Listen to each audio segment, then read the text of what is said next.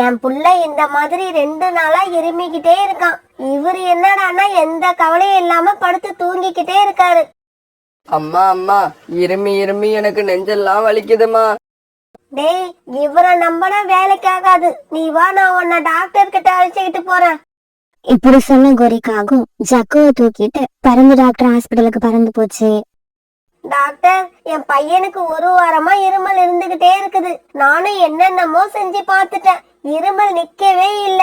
ராத்திரி எல்லாம் தூங்காம இருமிக்கிட்டே இருக்கான். அப்படியா? அவன் அந்த பெட்ல படுக்க வைங்க.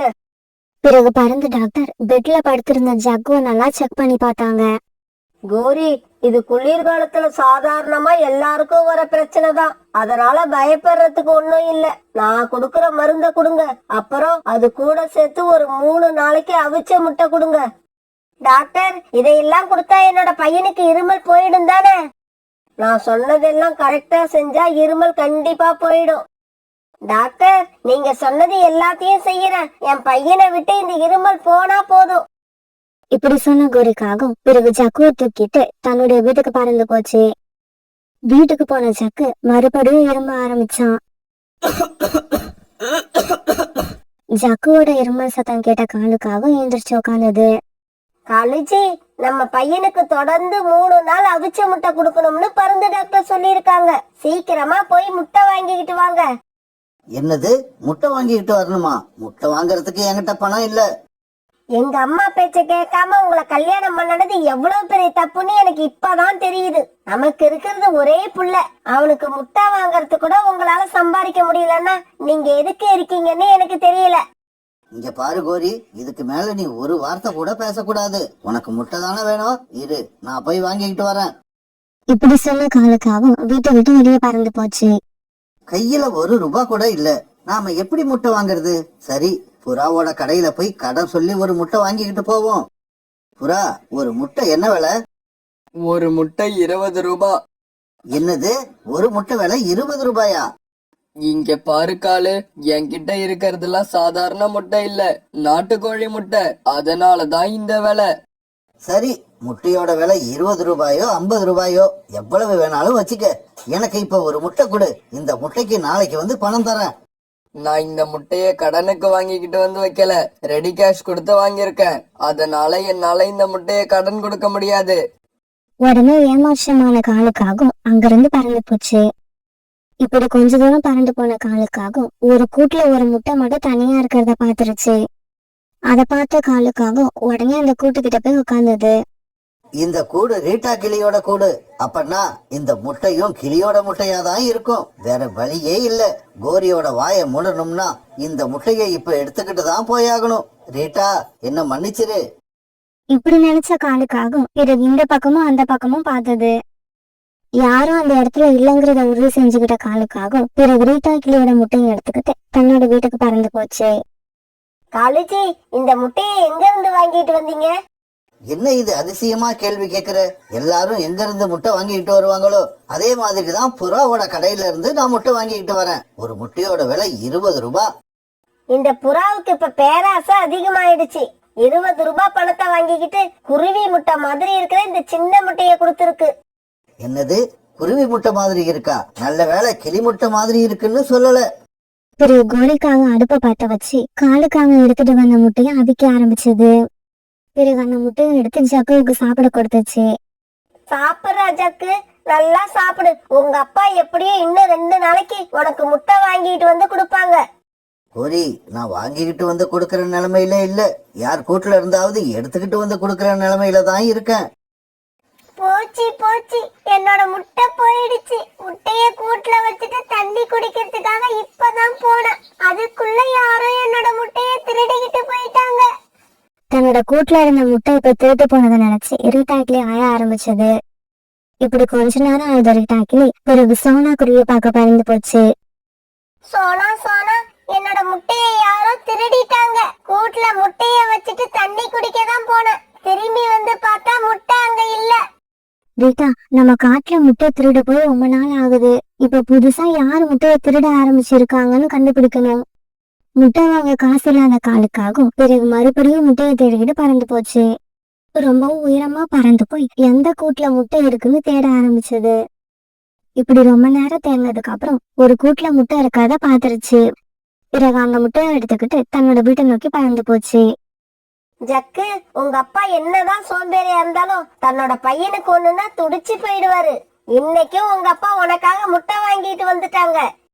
என்னங்க, நேத்து வாங்கிக்கிட்டு வந்த முட்டை வேற மாதிரி இருந்தது, இன்னைக்கு வாங்கிக்கிட்டு வந்த முட்டை வேற மாதிரி இருக்கு. இங்க பாரு கோரி, நம்ம புல்ல சாப்பிடுறதுக்கு தினமும் முட்டை கிடைக்குதுன்னு சந்தோஷப்படு. கோழி நாம நினைச்ச மாதிரி முட்டை இடாது. பிறகு கோரிக்காக அந்த முட்டையை எடுத்து அவிச்சு தன்னோட பையன் ஜக்குக்கு கொடுத்துச்சு. காலுஜி, இப்ப 2 நாளா நம்ம பையனுக்கு மருந்து கூட சேர்த்து முட்டைய கொடுத்த உடனே இருமல் இப்ப கண்ட்ரோல் ஆயிடுச்சு. நாளைக்கு மட்டும் எப்படியாவது ஒரு முட்டை வாங்கிட்டு வந்துருங்க. மறுநாள் காலையில நதிக்கரைக்கு தண்ணீர் எடுக்க போன சோனா குருவி அங்க கோரிக்காகத்தை சந்திச்சது. கோரி அக்கா, உங்க பையனுக்கு இப்ப இருமல் எப்படி இருக்கு? போன வாரம் அவனை பாக்குறப்ப ரொம்ப இருமிக்கிட்டு இருந்தான். இப்ப பரவாயில்ல சோனா. மருந்து டாக்டர் மருந்து குடுக்கற 3 நாளைக்கும் அவிச்ச முட்டை கொடுக்க சொன்னாரு. அவர் சொன்னபடி 2 நாள் முட்டை கொடுத்தாச்சு. நாளைக்கு ஒரு முட்டை கொடுத்துட்டா என் பையனுக்கு இருமல் சுத்தமா சரியா போயிடும். கோரிக்கா அவன் முட்டைய பத்தி பேசின உடனே சோனா குருவிக்கு சந்தேகம் வந்துருச்சு. என்னது, அவிச்ச முட்டையா? ஆமா, முட்டை நீங்க எங்க வாங்குறீங்க? வேற எங்க வாங்குவோம்? எல்லாரும் வாங்குற மாதிரி புறா கடையில இருந்து தான் காலேஜி முட்டை வாங்கிட்டு வராரு. எனக்கு என்னவோ சந்தேகமா இருக்கு. புறாண்ணா கிட்ட போய் இத பத்தி விசாரிச்சாகணும்.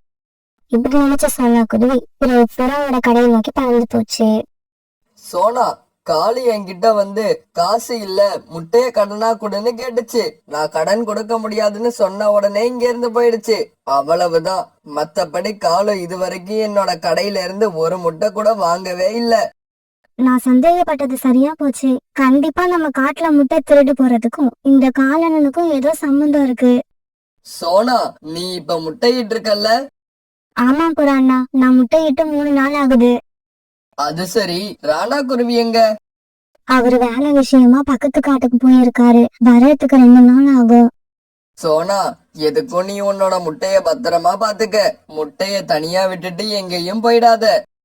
புறாண்ணா, நீங்க சொன்ன உடனே தான் எனக்கு பயம் வருது. இப்ப கூட என் கூட்டுல முட்டை தனியா தான் இருக்கு. நான் இப்பவே கிளம்புறேன். இவங்க இப்படி பேசிக்கிட்டு இருக்கப்ப காலுக்காக அந்த வழியா பறந்து போச்சு. சோனா, காலுக்காக உன்னோட கூட்டு பக்கமா பறந்து போகுது. வா, பின்னாடியே போய் என்ன நடக்குதுன்னு பாப்போம். இப்படி பேசிக்கிட்டு இவங்க 2 பேரும் பிறகு காலுக்காக பின்னாடியே பறந்து போனாங்க. சோனா குருவியோட கூட்டுல முட்டை தனியா இருக்கிறத பார்த்த காலுக்காக அங்க போய் உட்கார்ந்தது. ஆஹா, 3வது நாளும் நமக்கு முட்டை கிடைச்சிருச்சு. இந்த முட்டையை மட்டும் எடுத்துக்கிட்டு போயிட்டோம்னா இதுக்கப்புறம் நாம இப்படி பயந்து பயந்து திருடணும்னு அவசியமே இல்ல.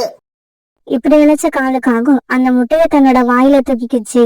இந்த சமயத்துல புறாவும் சோனா குருவியும் காலுக்காக பக்கத்துல போய் உட்கார்ந்தாங்க. காலண்ணா, என்னோட முட்டைய தூக்கிக்கிட்டு எங்க போலான்னு பாக்குறீங்க? சோனா, நான் சொல்றத கேளு. நான் முட்டைய திருட வரல.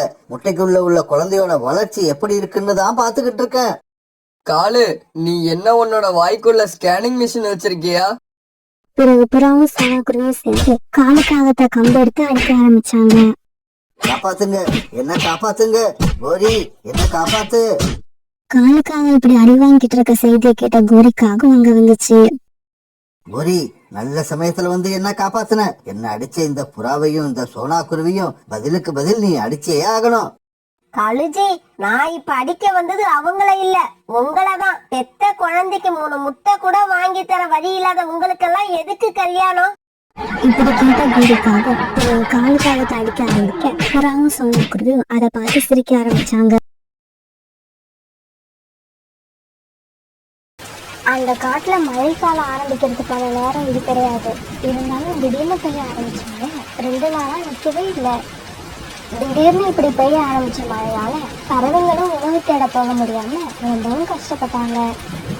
அம்மா, எனக்கு ரொம்ப பசிக்குது. வயிற்று என்னமோ செய்யுது. மிட்டு தம்பி, வெளியில என்ன நடக்குதுன்னு பாக்குறியா இல்லையா? 2 நாளா தொடர்ந்து மழை பெஞ்சுக்கிட்டு இருக்கு. அப்புறம் எப்படி அம்மா வெளியில போய் உணவு தேடி கொண்டு வருவாங்க? குழந்தைகள் இப்படி பேசிக்கிறது கேட்ட ரீட்டா கிளியோட மனசு ரொம்பவும் வருத்தப்பட்டது. ரீட்டா கிளி வீட்டுல மட்டும் இல்ல, எல்லா பறவைகள் வீட்லயும் இதே நிலைமை தான். சோனா குருவி வீட்லயும் இருந்த உணவு நேற்று ராத்திரியோட சரியா போயிடுச்சு.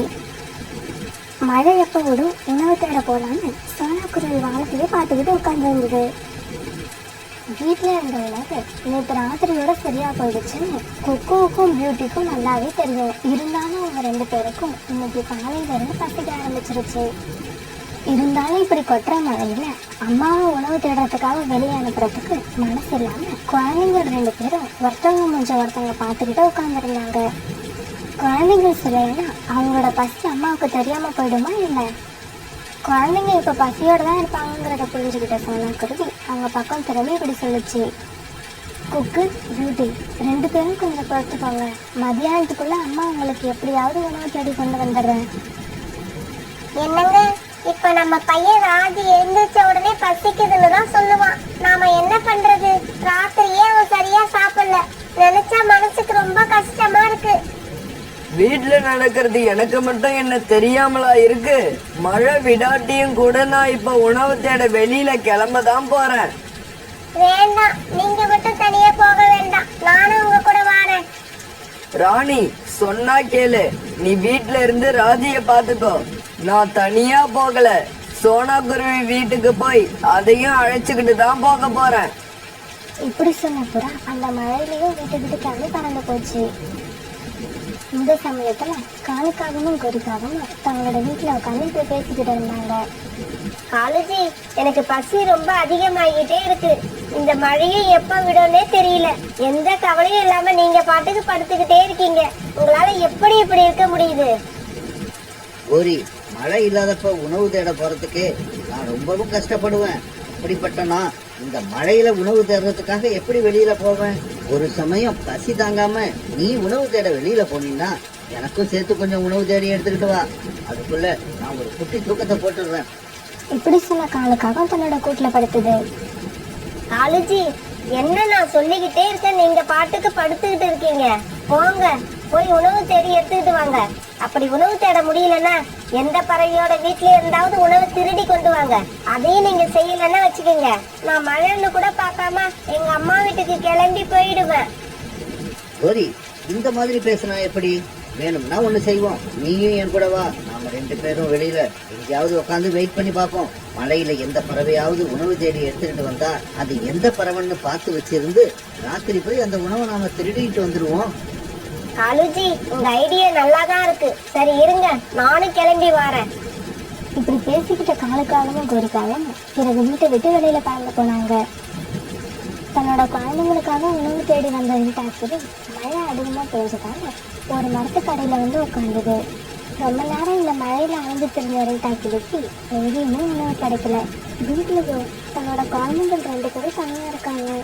இந்த நிலைமையில அவங்களுக்கு எடுத்துட்டு போறதுக்கு உணவும் இன்னும் கிடைக்கல. இதை நினைச்ச ரீட்டாக்கிளி தன்னையே அறியாம அழ ஆரம்பிச்சது. ரீட்டா கீழே இப்படி வந்து உட்காந்து அந்த மரம் ஒரு வயதான மந்திர மரம். எதையும் செய்யக்கூடிய ஆச்சுன்னா அந்த மரத்துக்கிட்ட இருந்தது. ரீட்டா கிளி அழுததை பார்த்த அந்த மரம் இப்படி பேச ஆரம்பிச்சது. கிளியே, நீ ஏன் அழுதுகிட்டு இருக்க? இந்த நிமிஷத்துல உன்னோட மனசுல என்ன நினைச்சுக்கிட்டு இருக்கியோ அத அப்படியே சொல்லு. நான் உனக்கு உதவ முடியுமான்னு பாக்குறேன். மரம் பேசுறத பார்த்து ஆச்சரியப்பட்ட ரீட்டா கிளி மரம் கேட்டதுக்கு இப்படி பதில் சொல்லுச்சு. வீட்டுல என்னோட 2 குழந்தைங்களும் தனியா பசியில தவிச்சுக்கிட்டு இருக்காங்க. அவங்களுக்கு உணவு தேட வந்தானா இந்த மழையில உணவு கிடைக்காம ரொம்ப கஷ்டப்படுறேன். இதுதான் இப்ப என்னோட நிலைமை. கிளி, நீ உண்மையதான் சொல்லி இருக்க. உன்னோட பேச்சில குழந்தைகளுக்கு உணவு கொடுக்க முடியாத ஒரு தாயோட கஷ்டம் தெரியுது. கவலைப்படாத, உன்னோட குழந்தைகளை நான் பட்டினி கிடக்க விட மாட்டேன். இப்படி சொன்ன அந்த மரம் ரீட்டா கிளியோட குழந்தைங்க சாப்பிட்றதுக்கான பழங்களை ஒரு கூட நிறைய கொடுத்தது. இந்த பழங்களை எடுத்துக்கிட்டு போய் நீயும் உன் குழந்தைகளும் சாப்பிடுங்க. பிறகு அந்த வயதான மரத்துக்கு நன்றி சொல்லிட்டு அந்த பழக்கூடைய தூக்கிட்டு தன்னோட வீட்டுக்கு பறந்து போச்சு. இந்த சமயத்துல தன்னோட வீட்டை விட்டு கிளம்பின புறா சோனாக்குருவி வீட்டுக்கு வந்துச்சு. சோனாக்குருவி இப்படி ஜன்னல் வழியா மழையை பார்த்துக்கிட்டே உட்காந்துருக்கும் போது புறா அங்க வந்து உட்காந்துது. சோனா, என்னோட வீட்டுல என் குழந்தைக்கு கொடுக்கறதுக்கு எந்த விதமான உணவும் இல்ல. மழையும் இப்போதைக்கு விடுங்கிற நம்பிக்கை எனக்கு இல்ல. அதனால நான் உணவு தேட போறேன். வரதா இருந்தா நீயும் என் கூட சேர்ந்து வா. நமக்கு உணவு கிடைக்காட்டி கூட குழந்தைங்களுக்காவது உணவு தேடி கொண்டு வருவோம். புறா, நான் உங்க வீட்டுக்கு வரலான்னு தான் நினைச்சுக்கிட்டாங்க. நல்ல வேலையா நீங்களே என் வீட்டுக்கு வந்துட்டீங்க. பசங்க மழையில வெளியில போய் ஆட்டம் போடாம வீட்டுக்குள்ளேயே இருக்கணும். நான் புறா அண்ணா கூட போய் சீக்கிரமா உங்களுக்கு உணவு எடுத்துட்டு வந்துடுறேன். இப்படி சொன்ன குருவி பிறகு புறா கூட சேர்ந்து உணவு தேட பறந்து போச்சு. வழியில ஒரு மரத்துக்கு அடியில காலுக்காகவும் கோரிக்காகவும் உட்கார்ந்துருக்கதை பார்த்துட்டு சோனா குருவியும் புறாவும் அதுக்கிட்ட போனாங்க. காலன்னா கோரி அக்கா, நானும் புறா அண்ணாவும் குழந்தைங்களுக்காக உணவு தேட போறோம். வேணும்னா நீங்களும் உங்க கூட வாங்க, 4 பேரும் சேர்ந்து போய் உணவு தேடி எடுத்துட்டு வருவோம். சோனா, எங்களுக்கு உங்க கூட வர்றதுல விருப்பம் இல்ல, அதனால நீங்க கிளம்புங்க. உணவுகளை எப்படி தேடணும் எங்க தேடணும்னு எங்களுக்கு தெரியும். பிறகு உணவு தேடுறதுக்காக சோனா குருவியும் புறாவும் அந்த இடத்த விட்டு பறந்து போனாங்க. கோரி பாத்தியா, இவங்க கூட உணவு தேட நாமும் போகணுமா? இவங்க தேடி கொண்டு வர உணவை திருடிட்டு போறதுக்கு தான் நாம இங்க உக்காந்துருக்கோங்கிறது சோனா குருவிக்கும் புறாவுக்கும் இன்னும் தெரியல. மழையோட வேகமும் காற்றோட வேகமும் இப்போ ரொம்ப அதிகமா இருந்ததால சோனா குருவியும் புறாவும் பறக்கவே கஷ்டப்பட்டாங்க. இப்படி போன இவங்க எதிரில் ரீட்டா குடி ஒரு கூட நிறைய பழங்களை எடுத்துட்டு வர்றதை பார்த்தாங்க. புறாண்ணா, அங்க பாருங்க, ரீட்டா கிளி எதிரில் ஒரு கூட நிறைய பழங்களோட வருது. வாங்க அதை நிறுத்தி அந்த பழங்கள் எங்கிருந்து கொண்டு வருதுன்னு கேட்போம். உடனே ரீட்டா கிளியை நிறுத்தி இப்படி பேச ஆரம்பிச்சாங்க. ரீட்டா, இந்த மழையில ஒரு கூட நிறைய பழங்கள் நீ எங்க இருந்து எடுத்துக்கிட்டு வர? இது உனக்கு எப்படி கிடைச்சது? புறா, நம்ம காட்டுல வயதான மரம் ஒண்ணு இருக்குல்ல, அது பக்கத்துல உட்கார்ந்து என் குழந்தைங்களுக்கு உணவு இல்லைன்னு நினைச்சு அழுதுகிட்டு இருந்தேன். நான் அழுததை பார்த்த அந்த மரம் தான் எனக்கு இந்த பழங்களை கொடுத்து உதவி செஞ்சுது. இந்த தகவலை சொன்னதுக்கு ரொம்ப நன்றி. நாங்களும் இப்ப உடனே அந்த மரத்துக்கிட்ட போறோம். சோனா, அப்புறம் ஒரு விஷயம், நீங்க மனசுல நினைக்கிறது அப்படியே சொல்லுங்கன்னு அந்த மரம் கேட்கும். நீங்களும் உங்க மனசுல உள்ளதை அப்படியே சொல்லுங்க. உங்க மனசுல எந்த கெட்டனமும் இல்லாம இருந்தா அந்த மரம் உடனே பழங்களை கொடுத்துடும். பிறகு அந்த வயதான மரத்துக்கிட்ட போன சோனா குருவியையும் புறாவையும் பார்த்த அந்த மரம் இப்படி பேச ஆரம்பிச்சது. பறவைகளே, இப்ப உங்க மனசுல நீங்க என்ன நினைக்கிறீங்க அதை அப்படியே சொல்லுங்க. இப்படி தொடர்ந்து பெஞ்சுக்கிட்டே இருக்க மழையால நாங்களும் எங்க குழந்தைங்களும் உணவு இல்லாம தவிக்கிறோம். இதுதான் இப்ப எங்க மனசுக்கு கவலையை கொடுக்குது. கவலைப்படாதீங்க பறவைகளே, உங்களோட கவலையை நான் போக்குறேன். உங்க 2 பேர் மனசும் ரொம்பவும் சுத்தமான மனசு. கெட்ட எண்ணத்துக்கு அங்க வேலையே இல்லை. அப்புறம் எப்படி உங்களையும் உங்க குழந்தைகளையும் நான் பசியில வாட வைக்க முடியும்? இப்படி சொன்ன அந்த மரம் பிறகு 2 கூட நிறைய பழங்களை சோனா குருவிக்கும் புறாவுக்கும் கொடுக்குது. பிறகு அந்த மரத்துக்கு நன்றி சொல்லிட்டு சோனா குருவியும் புறாவும் தங்களுக்கு கொடுத்த பழங்களை எடுத்துக்கிட்டு அந்த இடத்த விட்டு பறந்து போனாங்க. இது எல்லாத்தையும் காலுக்காகவும் கோரிக்காகவும் ஒரு மரத்து மேல உட்காந்து பார்த்துக்கிட்டே இருந்தாங்க. காலேஜி, வாங்க நாமளும் போவோம் அந்த மரத்துக்கிட்ட. அந்த வயதான மரம் நமக்கு மட்டும் என்ன இல்லைன்னா சொல்ல போகுது. நாமளும் பறவைகள் தானே. இப்படி சொன்ன கோரிக்காகவும் பிறகு காலுக்காக தாழ்ச்சிக்கிட்டு அந்த வயதான மரத்துக்கிட்ட பறந்து போச்சு. பறவைகளே வாங்க, உங்க மனசுல நினைக்கிறத அப்படியே சொல்லுங்க. அப்படி சொன்னீங்கன்னா உங்களுக்கு என்னால ஏதாவது உதவ முடியுமான்னு பார்ப்பேன். மனசுல உள்ளதை தானே, இதோ இப்பவே அப்படியே சொல்லிடுறேன். நாங்க 2 பேரும் முதல்ல மற்ற பறவைகள் தேடிக்கிட்டு வர்ற உணவை அவங்க வீட்டுல போய் திருடி எடுத்துக்கிட்டு போகலாம்னு தான் பார்த்தோம். ஆனா அவங்களுக்கு நீங்க உணவு கொடுத்து அனுப்புறத பார்த்த உடனே எங்களோட முடிவை மாத்திக்கிட்டோம். திருடி கஷ்டப்படுறதை விட உங்ககிட்ட ஈஸியா உணவை வாங்கிக்கிட்டு போகலாம்னு இங்க வந்தோம். காலுக்காக அப்படி சொன்னதை கேட்ட உடனே அந்த மரம் தன்னுடைய தலைகளால அவங்க 2 பேரும் அடி அடி நடிச்சது. வயதான மரமே, எங்களை அடிக்காதீங்க, விட்டுருங்க. எங்களுக்கு ரொம்ப வலிக்குது, எங்களால வலி தாங்க முடியல. ஆமா மரமே, என்னையும் விட்டுடு. எங்களுக்கு பழங்களே வேண்டாம், உயிரோடு விட்டா போதும். பிறகு அவங்க 2 பேரும் அடிக்கிறது நடக்கிற அந்த வயதான மரம் இப்படி பேச ஆரம்பிச்சது. இங்க பாருங்க காகங்களே, திருட்டு உள்ளமும் கெட்ட எண்ணமும் பேராசையும் பிடிச்ச பறவைகளுக்கு நான் எந்த உதவியும் செய்ய மாட்டேன். நீங்க 2 பேரும் மனசு திருந்தி நல்ல எண்ணத்தோடு என்கிட்ட மன்னிப்பு கேளுங்க. அப்பதான் உங்களுக்கு என்னால பழங்களை கொடுக்க முடியும். வயதான மரமே, என்னையும் என் கணவரையும் மன்னிச்சிடு. நாங்க இனிமே உழைச்சி சாப்பிடுறதுன்னு முடிவு பண்ணிட்டோம். எந்த பறவைகளையும் ஏமாத்த மாட்டோம், யார் வீட்லயும் திருட மாட்டோம்.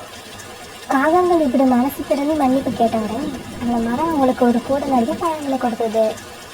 அந்த பழங்களை எடுத்துக்கிட்டு காலுக்காகவும் கோரிக்காகவும் பிறகு சந்தோஷமா தங்களோட வீட்டுக்கு பறந்து போனாங்க. இந்த சமயத்துல அந்த காட்டுல உள்ள எல்லா பறவை குடும்பமும் சந்தோஷமா இருந்தாங்க. புறாவும் புறாவோட மனைவியும் தங்களோட குழந்தை ராஜியோட மரம் கொடுத்த பழங்களை ரொம்பவும் சந்தோஷமா சாப்பிட்டாங்க. சோனாக்குருவி வீட்லயும் சோனாக்குருவி கொண்டு வந்த பழங்களை சாப்பிட்ட குழந்தைங்க 2 பேரும் இவங்க மழையை வெடித்து பார்க்க ஆரம்பிச்சாங்க. அம்மா, காலையில பெய்ஞ்சிட்டு இருந்த அதே மழைதான் இப்பவும் பெய்யுது. ஆனா எங்களால அந்த காலையில ரசிக்க முடியல. இப்ப இந்த மழையை பார்த்து ரொம்பவும் சந்தோஷமா ரசிக்க முடியுது. இது எப்படிமா? பியூட்டி, நமக்கு எந்த கஷ்டமும் இல்லைன்னா இந்த உலகம் நம்ம கண்ணுக்கு ரொம்பவும் அழகா தெரியும். ரசிக்கலாம், அதை பார்த்து சந்தோஷப்படலாம். ஆனால் நம்ம கஷ்டத்தில் இருக்கிறப்போ அதே உலகம் தான் இருக்கும். அதே சூரியன், அதே நிலா, அதே மழை எதுவுமே மாறாது. ஆனால் நம்ம மனசு தான் எதையுமே ரசிக்க விடாது.